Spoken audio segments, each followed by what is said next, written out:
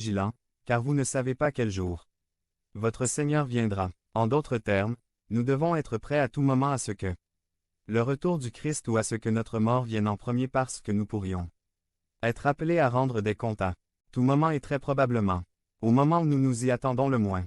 Conclusion. Sommes-nous prêts à nous tenir devant notre Dieu et à être jugés? Avons-nous fait confiance à Jésus pour nous sauver de nos péchés? Romains 6, 23 dit. Car le salaire du péché, c'est la mort, mais le don de Dieu, c'est la vie éternelle en Jésus-Christ notre Seigneur. Désormais, les salaires sont quelque chose que nous gagnons et que nous méritons donc.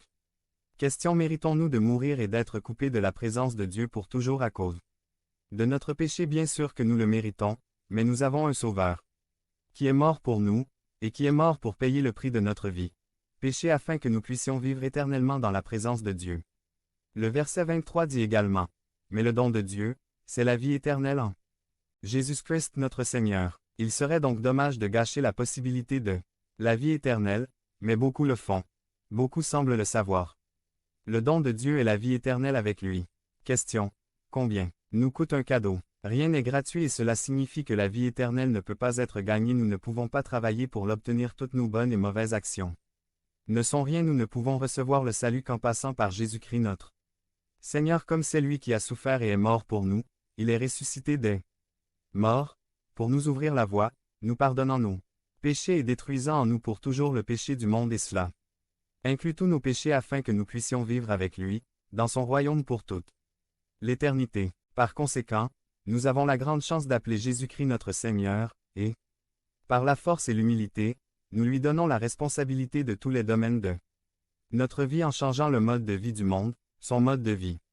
288. Et avant de terminer, je voudrais faire un dernier point et c'est le suivant. On m'a dit que l'une des choses qu'un producteur de blé apprend dès le début, c'est que quand vient le temps de la récolte, le vrai blé est tellement plein de grains que la plante entière commence à se pencher. En revanche, la mauvaise herbe ne s'incline jamais, mais notre Seigneur Jésus lui-même s'incline avec humilité. Philippiens 2, 8 dit.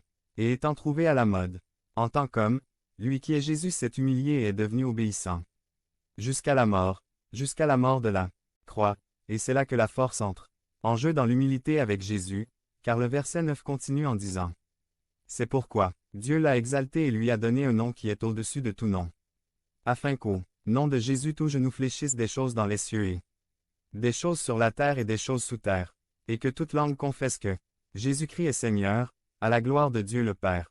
Quelle écriture puissante! Jésus s'est humilié et est maintenant au-dessus de tout nom qui puisse jamais être nommé. Quel merveilleux Sauveur nous avons en Jésus.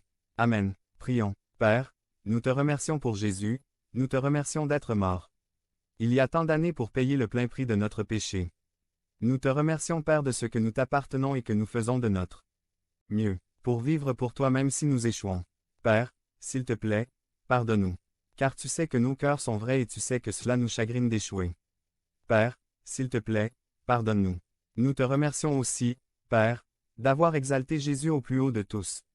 Et que le Père nous bénisse ou nous fortifie, ou nous guérisse de notre péché, de notre maladie, de la pauvreté, de la honte, de le rejet ou toute autre faiblesse qui n'est pas la vôtre, ou qui vous complète.